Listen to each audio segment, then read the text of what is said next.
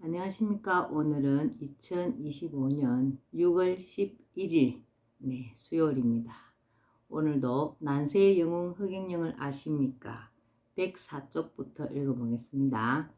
생명, 그 지극한 소중함. 나는 죽을 고비를 숱하게 겪고 또 다른 사람들의 죽음을 목격하면서 생명의 소중함을 생각했다.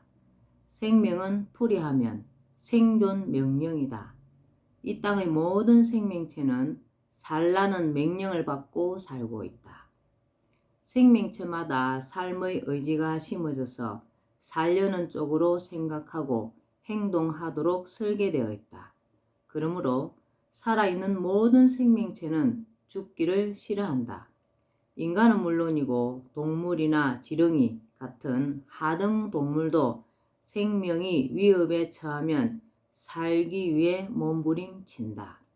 그런데 요즘은 생명 경시가 도를 넘고 있다. 타살도 그렇지만 그 살라는 명령을 스스로 어기는 자살이 끊이지 않는다. 생활고를 비관하여 자살하는 사람, 사업이 망하거나 과도한 카드빚을 감당하지 못해서 자살하는 사람, 우울증으로 자살하는 사람, 입시 지옥의 스트레스 속에서 학교 성적을 비관하거나 학교 폭력에 시달리다 자살하는 청소년, 인터넷 악플에 시달리다 목숨을 끊는 유명인은 물론이고 심지어 정치인들까지 비리가 들통나거나 사회적 비난에 몰리면 자살 카드를 꺼낸다. 생명을 거스르는 현상이다. 물론 이러한 현상은 개인만의 잘못에 있지 않다. 국가와 사회의 책임이 없다고 할 수 없다. 예전에는 사회적으로 부도덕한 일을 했다가 사회적 압력에 못 이겨 자살하는 경우나 젊은 청춘이 사랑에 실패한 경우 생에 대한 실존적 회의감에 삶의 의욕을 상실하여 자살하는 경우처럼 개인적인 잘못이나 성향으로 인한 자살이 많았다면 지금은 사회적인 문제로 자살하는 경우가 대부분이다. 생활고, 감당하기 어려운 빚, 학교 성적과 폭력, 사회적 스트레스, 인터넷 악플 등 모두가 사회와 국가의 책임이 있는 자살 원인이다. 내가 늘 말해온 것처럼 자살하는 사람들이 많아지는 것은 우리나라의 정치에 가장 큰 책임이 있다. 정치인들의 정치를 잘 한다면, 나라 살림을 제대로 한다면 개인을 자살로 내모는 사회가 만들어질 수 없다. 통계에 따르면 실업률이 증가할수록 자살률도 높아진다고 한다. 빚을 도저히 감당하지 못해서 자살하는 국민은 또 얼마나 많은가. 개인이 감당하기 어려운 빚도 개인만의 문제가 아니다. 국가가 부동산 값을 안정시키지 못하므로 계속 오를 집값을 염려하여 대출을 내어서라도 집을 사느라고 빚을 진다. 국가가 국민에게 아무런 생계 걱정 없이 전셋집이라도 마련하고 아이들 키우고 시집 장가 보내고 노후 걱정 없이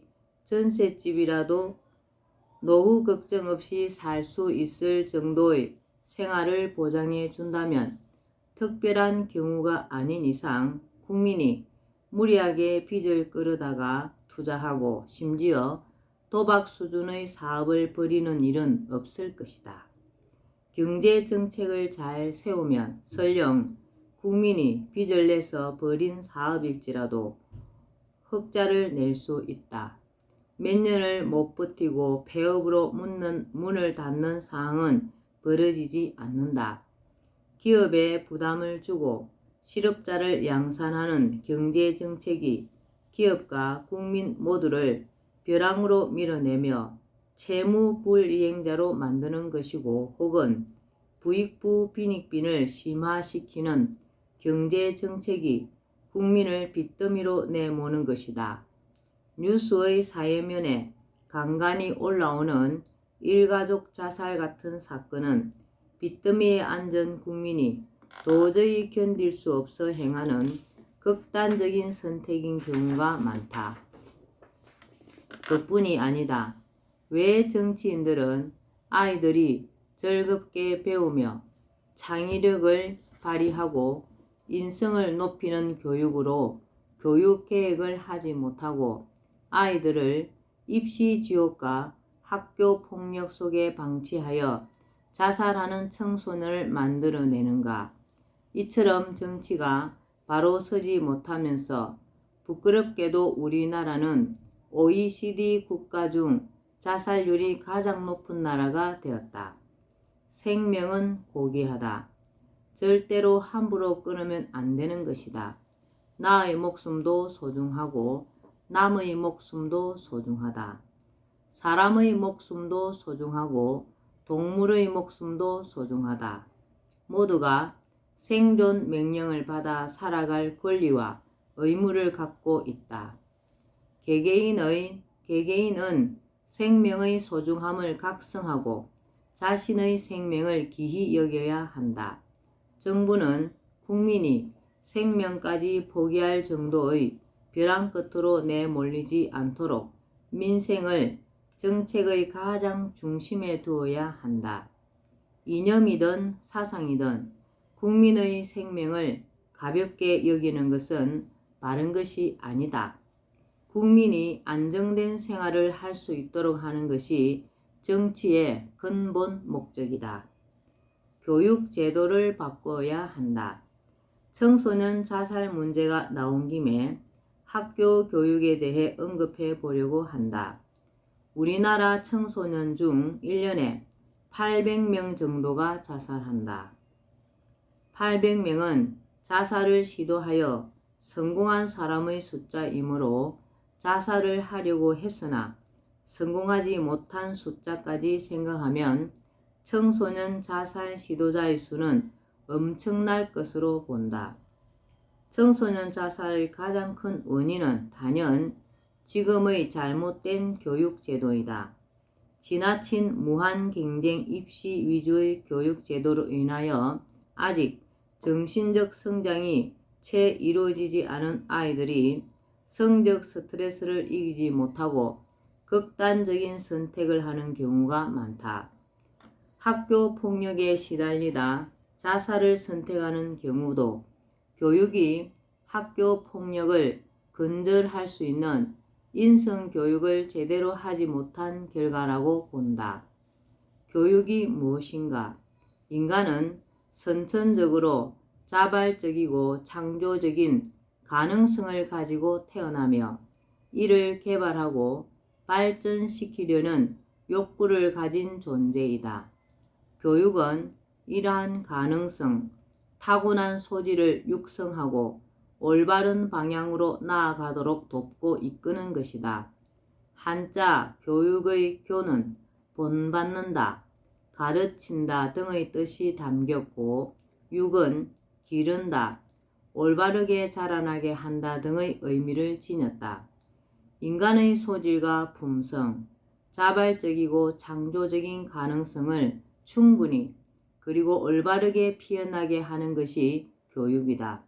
그런데 현행 우리나라의 교육은 그렇게 하고 있는가?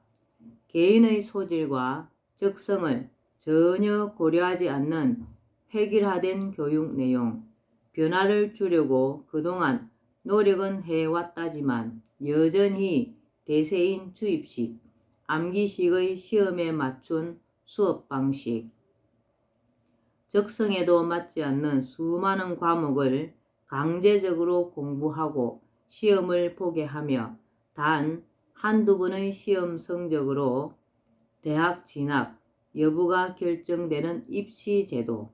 그동안 정권이 바뀌고 교육부 장관이 바뀔 때마다 수차례 입시 제도가 변경되었지만 이러한 기본적인 틀은 크게 바뀐 적이 없다. 이러한 교육 제도 속에서 아이들은 치열한 경쟁 속에 내몰려 인간성을 상실하며 저마다의 소질과 개성을 잃어간다. 아이들의 창의성을 여지없이 억압하고 획일화된 내용을 반복 주입하여 아이들을 마치 공장의 물건 만들듯이 한다. 주입이 잘된 학생이 입시에 성공할 확률이 높다. 그러다 보니 학습 내용을 외우는 요령을 가르치고 수학조차도 공식을 잘 정리하고 문제 푸는 요령을 알려주며 시험에 자주 출제되는 내용을 골라서 알려주는 선생님이나 학원이 인기를 얻는다. 아이들은 경쟁에 이기고 입시에 성공하기 위해 밤늦게까지 학교나 학원을 전전하느라 체력을 단련하고 친구와 뛰놀며 우정을 쌓을 시간도 없다. 아이들의 기본 교육은 가정으로부터 시작되는 것인데 아이들이 부모와 대화는커녕 서로 얼굴 보기도 어렵다. 한 여론조사 기관에 따르면 우리나라 청소년이 부모와 대화를 나누는 평균 시간은 하루에 고작 13분 정도라고 한다. 이러니 언제 제대로 가정교육을 할 수가 있겠는가? 또 자식 교육을 위해 자식과 엄마는 외국으로 떠나고 아빠는 국내에 남아 열심히 일을 해서 돈을 붙여주는 기러기 아빠 현상이 우리나라에서는 흔한 일이 되었다. 우리나라의 잘못된 교육제도가 낳은 가족 해체 현상이 아닐 수 없다. 현행 교육제도가 학교 교육만 망치는 것이 아니라 가정을 해체하기까지 하는 것이다. 현행 교육 이념의 지덕체라는 순서도 잘못되어 있다. 지덕체는 지식 교육을 우선으로 하고 다음으로 덕성, 인성 교육을 중시하며 마지막으로 체육, 신체를 단련한다는 것인데 이것은 반대로 바꿔야 한다. 지식이 아무리 많다 한들 몸이 부실하고 건강에 문제가 있다면 그 지식은 무용지물이다. 신체를 건강하게 하는 체육 교육이 우선되어야 한다. 아이들이 운동장에서 자유롭게 뛰놀고 체육 활동을 할 수 있어야 한다. 다음으로 지식만 있고 인성이 빠진 교육, 인격 없는 교육도 큰 문제다. 인성 교육은 예로부터 가장 중시된 교육이다. 인격 완성을 교육의 가장 중요한 목적으로 생각했기 때문이다. 인성이 계류된 교육은 진정한 교육이라고 볼 수 없으며 인성 교육이 빠진 지식만의 교육은 사회에 오히려 해악을 끼칠 수도 있다. 오늘날 우리 사회에 만연한 이기주의는 인성 교육을 제대로 하지 못한 교육의 책임이 크다. 인성 교육이 얼마나 엉망인지는 아이들의 대화를 들어보거나 버스나 지하철을 타보면 누구나 느끼리라 생각한다. 교육의 근본 목적과 방향을 잃고 아이들의 올바른 성장을 돕는 것이 아니라 오히려 아이들을 죽이고 그르치는 우리나라 교육제도는 하루빨리 바꿔야 한다. 나는 대안으로 수능시험을 폐지하고 중등 교육 과정에서 본인이 원하는 한 과목의 6년간 누적된 모의고사 성적을 통해 대학을 갈 수 있도록 해야 한다고 생각한다. 그리고 다른 과목은 수업만 받도록 하여 청소년들이 과도한 시험 스트레스에 시달리지 않고 건강을 유지하고 친구들과 우정도 쌓으면서 즐거운 학교 생활을 할 수 있도록 해야 한다고 생각한다. 또 체육 교육을 중시하고 인성 교육 방법에도 획기적인 변화를 도모해야 한다고 본다. 한 과목만 시험을 보면 학교 생활이 즐거워진다. 소질 있고 좋아하는 과목에만 집중할 수 있으므로 특기와 재능 개발로 한 분야의 전문가가 될 수 있다. 아이들 간에 특화하는 과목이 다를 수 있으므로 과도한 경쟁을 벌일 필요가 없다. 학업 스트레스로 인한 자살 충동은 자연히 사라질 것으로 본다. 나는 교육 과정에서도 초등학교에서부터 한문 교육이 들어가야 한다고 생각한다. 중국, 일본과 더불어 한자 문화권에 속한 우리나라에서 한자를 제대로 가르치지 않는 것이 문제이다. 역사적으로 한민족의 기록 문화는 많은 부분이 한문으로 되어 있으며 한자와 한문을 떼어놓고는 우리 문화를 제대로 이해하기가 어렵다. 우리 말을 글로 표현할 때도 소리 글자인 한글로만 표기하면 여러 뜻을 가진 글자의 경우 뜻을 명확히 전달하기 어렵다. 사실 오랜 역사에서 한자는 한민족의 글자이기도 하며 한글이 소리 글자인데 반하여 뜻 글자로서 한글과 음량을 이룬다. 한자 속에는 역사와 문화가 담겨 있는데 예를 들어 한자 배선자는 성경의 노아의 방주를 연상시킨다. 배에 8명의 식구가 탔다는 의미가 담긴 글자이기 때문이다. 즉 배선이라는 한자를 통해 아시아의 동쪽 끝과 서쪽 끝 사이에 민족의 이동이나 문화의 전파가 있었다는 사실을 유추할 수 있다. 그리고 한자를 아이들이 배우다 보면 어른스러워지는 장점도 있다. 더구나 앞으로는 중국과 일본과의 교류가 더욱 활발해질 것이 예상된다.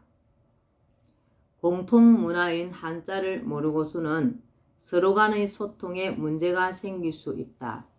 글로벌한 시대를 살아가는 미래 세대의 청소년들은 영어 외에도 중국어나 일본어도 꼭 배워야 하는데 이를 배우는데도 한자와 한문을 아는 것은 매우 유리하다. 나는 미래 세대가 동양의 학문과 사상에 대해서도 배울 수 있도록 장려해야 한다고 생각한다. 한자와 동양의 학문과 사상은 우리 민족의 뿌리이다. 뿌리를 망각한 민족은 단결이 어렵고 다른 민족에게 동화되어 흔적도 없이 사라질 수 있다. 또한 동양의 학문과 사상을 배우는 것은 그 자체가 인성교육이라고 할 수 있다. 충이나 효, 예는 시대가 바뀌어도 인간이 지켜야 할 변할 수 없는 덕목이다. 일본에서는 초등학교에서부터 주역을 가르친다. 주역을 배우다 보면 세상의 이치를 알게 되고 인생의 목표를 정하거나 중대한 결정을 할 때 도움을 얻을 수 있다. 서양에서도 동양의 주역을 배워 중대한 결정에 활용하고 있다. 나사가 우주선을 띄운다든지 하는 중대한 결정을 할 때 주역이 활용되는 것은 물론이다. 서양의 학문만을 최고로 생각하고 깊은 지혜가 담긴 우리의 전통 사상과 학문을 등한히 하는 것은 옳지 않다. 서양의 과학을 대단한 것으로 생각하나 과학도 일종의 가설이며 사실과 다른 경우가 많고 새로운 학설로 대체되는 경우가 허다하다. 교육은 백년대계이다. 우리의 아이들이 제대로 교육을 받아 건강하게 자라고 창의성을 말살당하지 않으며 아름다운 미풍양속을 지킬 수 있는 미래 세대로 자랄 때 우리나라는 희망이 있다. 교육이 제대로 서면 4차 산업시대에도 창의성을 바탕으로 국가의 동량이 될 인재들을 배출하여 미래 사회를 선도할 수 있는 대한민국을 열어갈 수 있다. 네, 오늘은 여기까지 읽겠습니다. 오늘도 흑영령을 많이 부르고 알려서 하늘의 복을 짓는 행복하고 뜻깊은 날 되시고요. 그리고 요즘 유튜브에 우리 오늘의 신이님 보시면 레벨을 엄청 많이 받을 수 있는 그런 기회가 있습니다. 틈틈이 유튜브 많이 보시고 레벨 많이 받고 행복한 날 되시기 바랍니다. 감사합니다. 흑영영, 흑영영, 흑영영.